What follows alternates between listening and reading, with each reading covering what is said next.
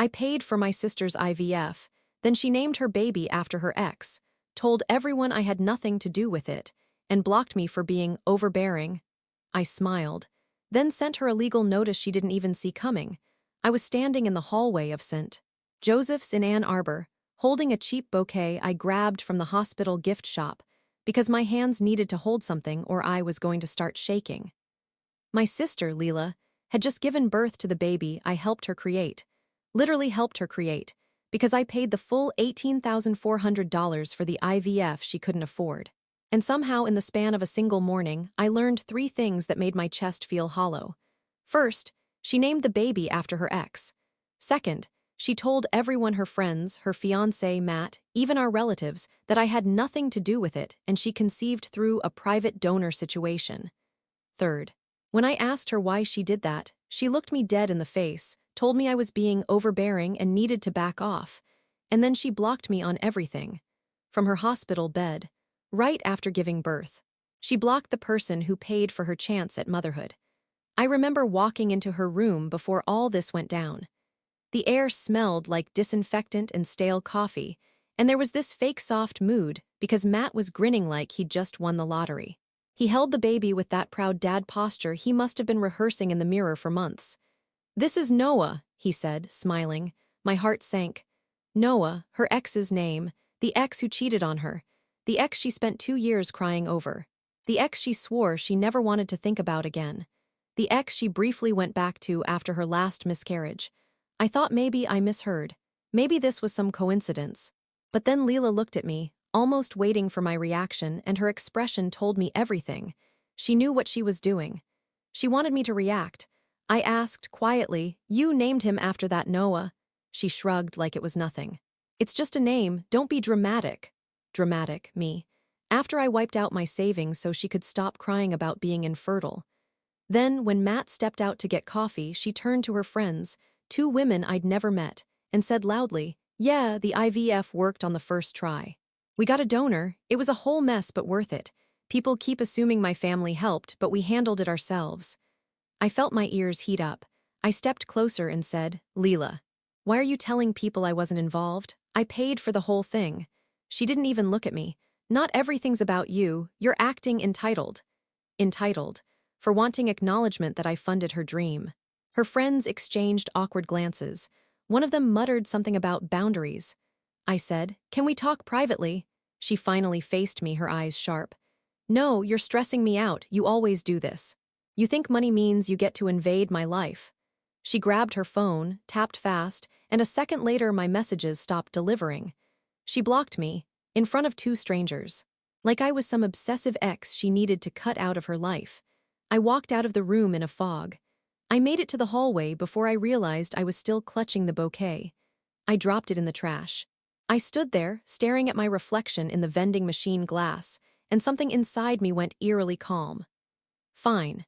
If she wanted to pretend I had nothing to do with her journey to motherhood, if she wanted to erase me, rewrite the story, block me like I was some villain, then she clearly didn't think I had any real power. She was about to learn otherwise. Because 3 weeks earlier, long before her baby arrived, I had discovered something she never expected me to find. And that was about to blow her entire life open.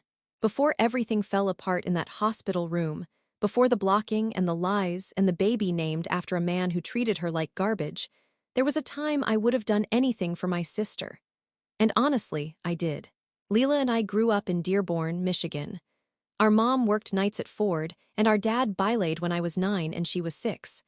I was the built-in babysitter, homework tutor, midnight snack provider, broken heart comforter. Leela always said I was the one constant in her life. She even used to joke that if she ever had a baby, she wanted me in the delivery room so the kid would enter the world through stability, not chaos. But somewhere along the way, that closeness twisted. It happened slowly. The older we got, the more she compared herself to me. I was the responsible one with steady jobs and savings. She bounced between retail, cosmetology school, and influencer opportunities that never went anywhere. I never judged her for any of it, but she acted like I did. Anytime something went wrong in her life, she found a way to imply I had it easier because I was the golden child. It wasn't true. I just didn't blow things up every 6 months. Then came her infertility diagnosis. She called me one night sobbing so hard she could barely talk. She and her fiancé, Matt, had been trying for over a year, and when the doctor told her IVF was the only realistic path, she spiraled. Money was tight for them. She just left another job, and Matt was working HVAC and barely keeping up with rent. IVF wasn't even on the table, except it was, because I made it possible. I remember sitting across from her at a Starbucks on Michigan Ave. She looked small in that oversized hoodie, crying into a napkin. She kept saying, "I can't lose this. Matt's gonna think I failed. I can't go through another breakup, I can't start over again, I can't." My stomach twisted. I said, "I'll pay for it." She froze like she didn't hear me. You do that." "Of course," I said. "You're my sister." She burst into tears again, but the relief in her face made me feel like I'd done something good. Like maybe we were getting back to that closeness we had as kids. I paid for everything. The consults, the meds, the injections, the retrieval, the transfer, the follow-ups. I drove her to appointments when Matt worked weekends. I helped her with shots because she was scared of needles. I sat with her through the hormonal meltdowns, the anxiety spirals, the what-ifs.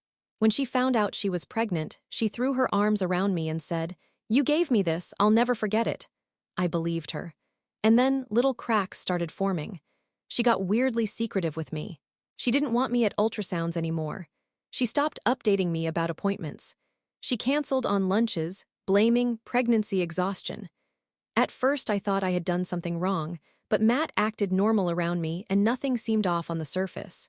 Still, something in her behavior didn't sit right, like she was pulling away intentionally. And then came the slip-up. One night, during her second trimester, I was dropping off prenatal vitamins she liked, the expensive ones she couldn't afford. She mentioned casually that she'd had an appointment earlier that week and something unexpected had come up. When I asked what she meant, she shut down fast. "Nothing, don't worry about it." But the way she said it, I knew she was hiding something. Something big. I just didn't know that what she was hiding would blow the entire situation open and flip everything I thought I knew about the IVF, the pregnancy, and her relationship with Matt. And when I finally learned the truth, everything inside me went cold. The something unexpected kept clawing at the back of my mind. Leela wasn't the type to hide medical issues. She overshared everything, especially anything that made her look fragile or put her in the center of attention. So the fact that she suddenly shut down, changed the subject, and practically pushed me out the door that night felt off. Over the next few weeks, the distance grew. She'd text me back hours later, if at all. She stopped inviting me to anything baby-related. Every time I tried to check in, just normal sister stuff, she acted like I was interrogating her. One afternoon, I called her after work. It rang once, then went straight to voicemail. A minute later, I got a text. "Sorry, can't talk, Dr. Apt." Except I was driving past her apartment building on my way home from Target, and her car was in the lot. Matt's truck too, and the blinds were open enough that I could see shadows moving inside. So, not a doctor's appointment. The lie itself wasn't the point. It was the sudden need to lie at all. I told myself maybe she was stressed. Maybe pregnancy hormones were frying her brain. But this uneasiness, this pit in my stomach kept getting heavier. The next week, she invited me over to help assemble the crib. For a moment, relief washed over me. Maybe things were settling. But when I got there, she was jumpy, defensive. She kept avoiding eye contact. Matt was unusually quiet too, like he was walking on eggshells. The air in the room felt heavy, like there'd been a fight before I showed up. I asked if everything was okay. "Why wouldn't it be?" she snapped. I raised my hands. "Just asking." We put the crib together in tense silence. At one point, Matt stepped away to take a call and Leela's phone buzzed on the table. A notification popped up, just a first name. Noah. I froze. Her ex. Pregnancy hormones didn't make that okay. I didn't touch the phone. I didn't snoop. I just stared at the name glowing on the screen until it faded. Leela saw me looking and grabbed her phone so fast you'd think it was a live grenade. "It's not what you think," she blurted out. "I didn't think anything," I said, even though my voice sounded thin. She kept talking too quickly, like she was trying to outrun the truth. "He just reached out. He heard I was pregnant. It's nothing. Don't make it something." I hadn't said one word, not one accusation, but her panic told me everything.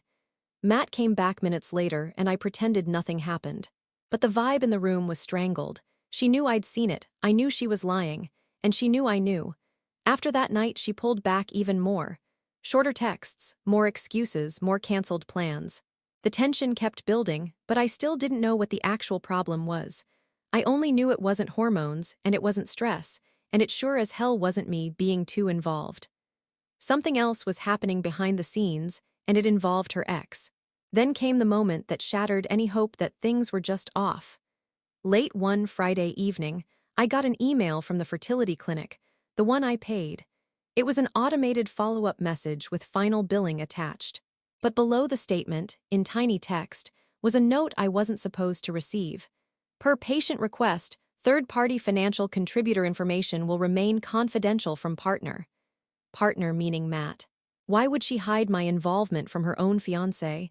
And why would she specifically ask the clinic to keep it quiet? I stared at that line until my throat tightened. Something was seriously wrong. Something she was covering up.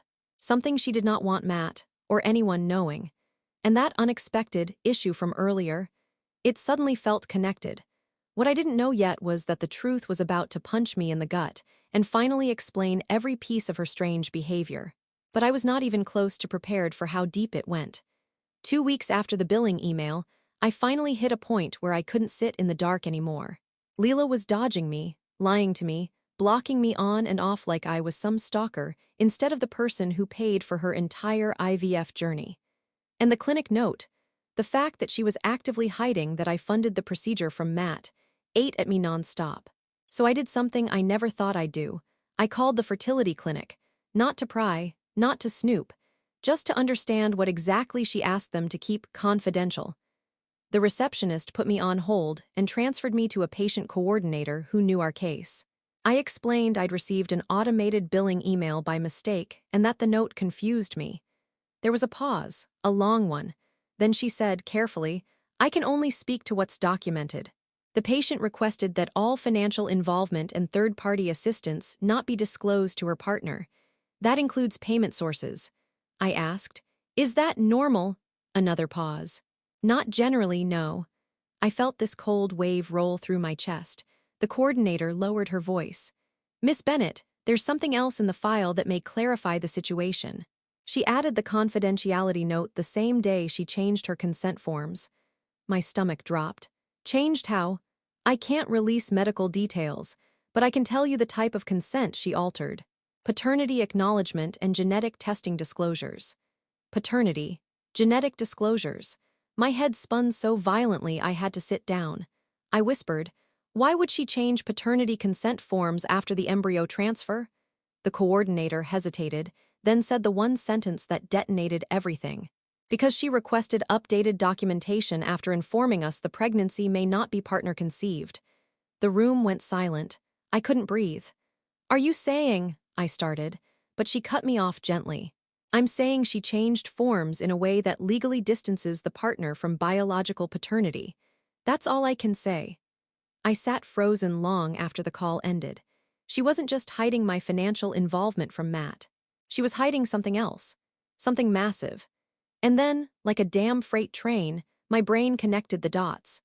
Her ex's name popping up, her secrecy, her weird panic when I saw the notification, her sudden coldness, the baby being named after him, the lies at the hospital, the clinic note about paternity, I couldn't stop shaking as the truth slammed into me. The IVF pregnancy might not be Matt's baby. And worse, it might not even be a donor embryo. There was only one way that made sense. She had slept with her ex around the same time as the transfer. Which meant the baby I helped her create was never created through IVF at all. It was conceived naturally, with the man who destroyed her life years earlier. I sat in my parked car outside my apartment, gripping the steering wheel like it was the only thing keeping me from falling apart. The betrayal was so big it didn't even fit in my chest. I paid for IVF. I paid for drugs. I paid for the entire procedure. And she used my support as cover for a pregnancy she didn't even conceive through the treatment. I felt sick, but the worst part was still coming. Because the next day Matt called me, his voice shaking, and asked to meet. And I knew instantly he knew something. He didn't say what. He didn't ask anything on the phone, just, please come over. Now, What I walked into at their apartment changed everything and confirmed the truth in a way that left no room for doubt. When I pulled up to their apartment in Dearborn Heights, Matt was already standing outside.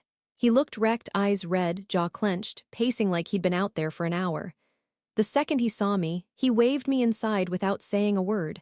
The apartment was a disaster. Couch cushions tossed. A picture frame shattered on the floor. One of Leela's maternity shirts crumpled near the hallway like it had been thrown. And Leela was nowhere in sight. I swallowed. "Where is she?" Matt rubbed both hands over his face. "She left, said she needed space. Took the baby." My chest tightened. "Matt, what happened?"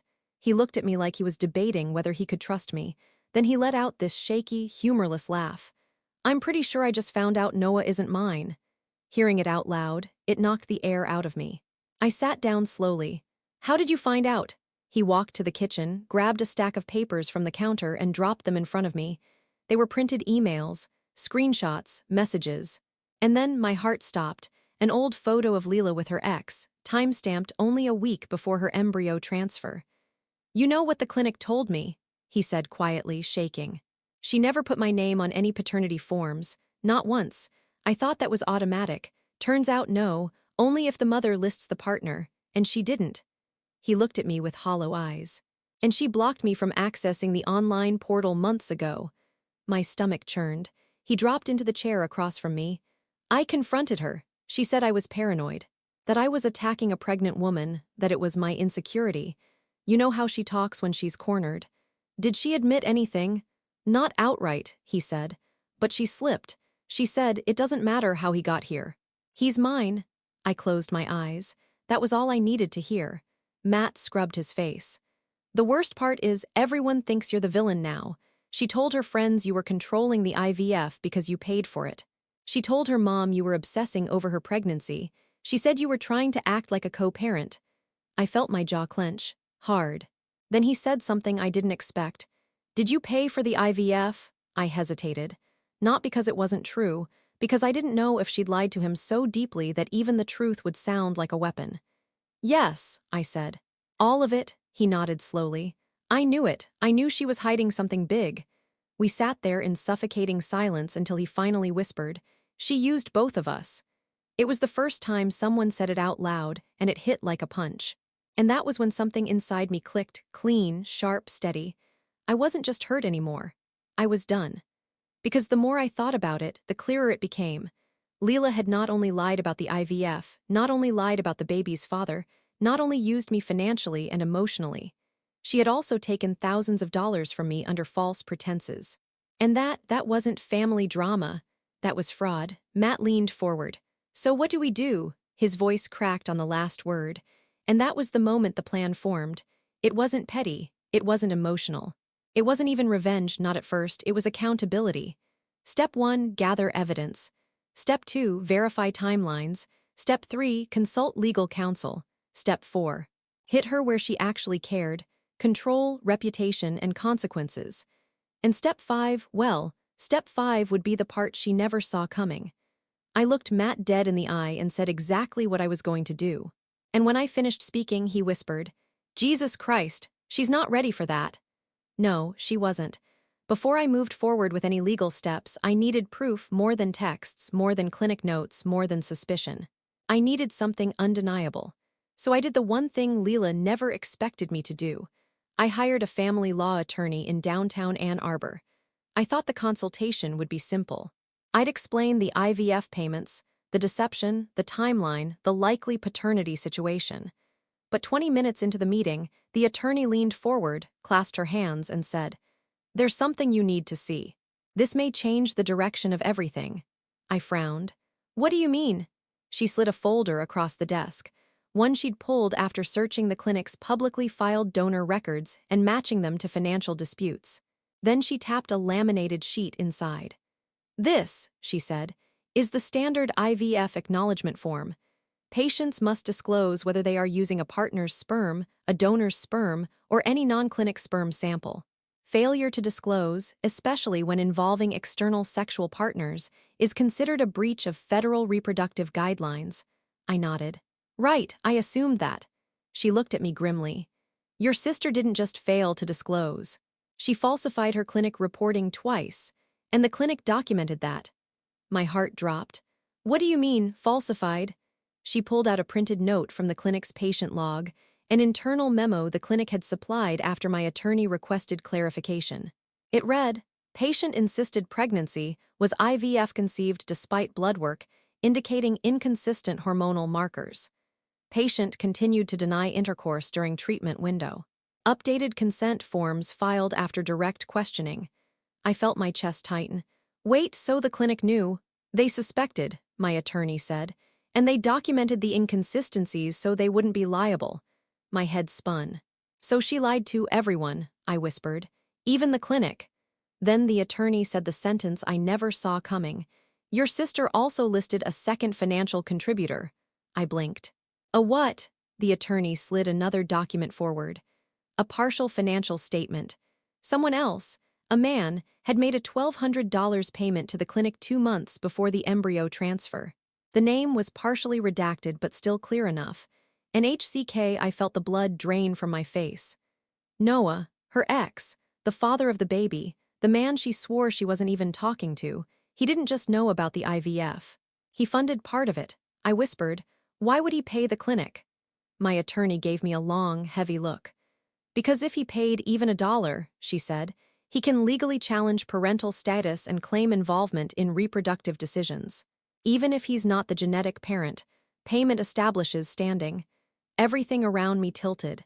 So she wasn't just sleeping with him, I said slowly. She was preparing a legal fallback with him. Both of them hiding it from Matt. My attorney nodded. And from you. A cold, electric chill ran through me. They were planning something deeper, something calculated. And then the attorney dropped the real bomb. Your sister filed a preliminary petition, unsubmitted but drafted, in Wayne County Court 6 weeks before giving birth. A petition requesting sole parental rights with no external financial claimants. Meaning, she said carefully, you. I stared at her numb.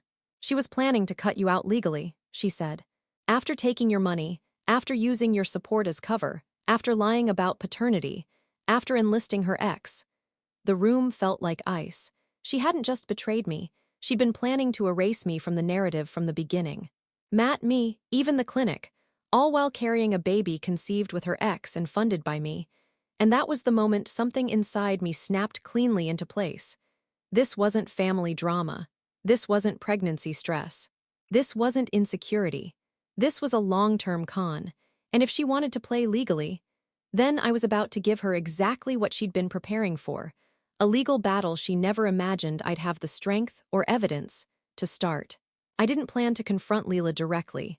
Not yet. But 2 days after I met with the attorney, she showed up at my apartment unannounced. No warning, no text, just banging on my door at 9:30 p.m. like nothing had happened. When I opened it, she was holding the baby carrier in one hand, her phone in the other, eyes blazing like I had betrayed her. She shoved past me into the living room. We need to talk, she snapped. The audacity was unreal. I crossed my arms. What do you want, Leela? She whipped around, anger radiating off her. I heard you've been talking to Matt. You're turning him against me. You're obsessed. You need to stop involving yourself in my life. I stared at her, stunned by how brazen she was. Matt came to me because you lied to him. Her lip curled. I didn't lie. I protected my family. That word, family, hit harder than I expected. I swallowed my anger and said, the clinic told him the paternity forms were changed. He knows. For a split second, something in her face cracked, fear, real fear, but it vanished just as fast. Then she did what she always does. She went cold and mean. You don't understand anything, she said. This baby is mine, not yours, not Matt's, not anyone else's, mine. And I wasn't going to let anyone take credit for something I did. I blinked. Take credit, Leela, I paid for the entire IVF cycle. I supported you every day of that pregnancy. She scoffed. And look how fast you want recognition for it. You think your money gives you some role in my life? I'm not your charity case. My chest tightened. That's never ever what this was. She rolled her eyes like I was naive. Then she let out a laugh so bitter it almost didn't sound like her. You always think you're saving people. You think you're better than everyone. You think you're the responsible one, the stable one, the one who fixes everything. Well, guess what? I don't need you. I never needed you. Her voice climbed with each word, like she'd been storing this inside for years. Then she delivered the sentence that gutted me, not because it hurt, but because it revealed exactly who she'd become. I only asked you to pay for the IVF because I knew you would. You're predictable, and honestly, it was easier to let you think you were helping than listen to you judge me for going back to Noah. I stared at her, the room spinning. She kept going, voice icy and sharp. You think I didn't know the IVF wouldn't work? She hissed. The doctors told me my chances were extremely low, almost zero. But if I told you that, you would have pushed me to accept it. And I wasn't about to give up, not when I had another option. My stomach dropped. So yes, she snapped. I slept with Noah on purpose, because he could give me something Matt couldn't. And because if the IVF failed like they said it would, I needed a backup plan. A backup plan, a baby, a life. She used people like tools. She stepped closer, lowering her voice to a whisper meant to hurt. And once I was pregnant, it didn't matter how it happened. You've always made me feel small. But once I had this baby, I didn't owe anyone anything. Not you, not Matt, not the clinic. No one gets to take ownership of my child. I felt something go cold and quiet inside me. Not pain, not anger, not confusion. Clarity. She hadn't acted out of panic, or fear, or desperation. She acted out of entitlement, selfishness, control, and she didn't regret it, not one bit. She leaned back, arms crossed. You can try whatever you want. No one will believe you. You're just the bitter sister who thinks money buys loyalty, but you don't matter, not anymore. That was the moment I realized the truth. Leela wasn't unstable. She wasn't overwhelmed. She wasn't confused. She was calculated. And the woman standing in my living room, she absolutely deserved what was coming next. I didn't yell. I didn't cry. I didn't slam a door or tell her to get out. I just stood there while she raged, while she accused me of being controlling, while she pretended she hadn't used me like a debit card with a heartbeat. When she finally finished, breathing hard, I said quietly, "Okay," she looked thrown. "Okay what?" "Okay," I repeated. "If you don't owe anyone anything, then you won't mind dealing with the consequences alone." Something in her face flickered, but I didn't explain, not yet. She left in a storm, baby carrier clutched tight, muttering that I was unstable and jealous. And the second the door closed behind her, I exhaled for what felt like the first time in months. I sat at my kitchen table, opened my laptop and sent one email, to my attorney, "File it." And that was the moment everything began. The legal notice. People think revenge is messy, dramatic, explosive. They imagine screaming matches and social media wars. Mine wasn't like that. Mine was paperwork. Cold, clean, documented. My attorney drafted and filed, one a demand for repayment 2, a fraud complaint 3, a petition for civil damages tied to misrepresentation of medical service necessity 4, a notice to the fertility clinic about being misled as a financial guarantor 5. A request that the clinic release all documentation for legal review. Leela received the packet 3 days later. She didn't message me. She messaged Matt. And Matt, God bless that man, forwarded every word. "This is harassment. You can't sue family. He won't actually do this. He's bluffing. I'm the mother. He can't hurt me." She still didn't get it. Then came the next hit, the investigation. The fertility clinic's legal department opened an internal review into her falsified forms. They flagged her account. They contacted her. They contacted Matt. And they contacted Noah, the ex she thought she could hide behind. Noah panicked first. He wanted nothing to do with legal trouble. He turned over messages. He admitted he'd made a payment. He admitted sleeping with her during the IVF timeline. He admitted she told him it was just to cover the story so no one asked questions. That statement alone was enough to support a fraud claim. Leela finally cracked. She called me at 1:14 a.m., sobbing into the phone, her voice shaking so hard she could barely breathe. "You're ruining my life," she cried. "Please, please stop. I'll pay you back. I'll tell everyone the truth. Just please don't take this further." But here's the thing, I didn't ruin her life. She did. All I did was stop protecting her from the consequences of her own choices. I didn't yell. I didn't curse. I didn't give a speech. I just said, "Talk to my attorney," and hung up. The resolution, she settled, fast. She signed a written admission acknowledging. I paid for the IVF. She knowingly deceived me about its necessity. She misrepresented the pregnancy origin. She concealed paternity. She attempted to exclude me from legal disclosures, and she agreed to repay the full cost, plus attorney fees, on a structured plan supervised by the court. The best part? The settlement became part of public record. She couldn't rewrite this version. She couldn't block her way out of it. She couldn't spin it to her friends or online or to herself. Her lies finally had a paper trail. Matt left her. He moved out within a week of the settlement. He later sent me a short message. "Thank you for helping me see the truth. I'm sorry for everything she dragged you into." As for Leela, we're not in contact, not by text, not by phone, not on social media, not in any way. But every month on the first of the month, I get the same notification. ACH transfer received, IVF repayment. It hits my account like clockwork. A reminder that sometimes closure doesn't come from forgiveness. Sometimes closure comes in the form of consequences, and mine comes with direct deposit.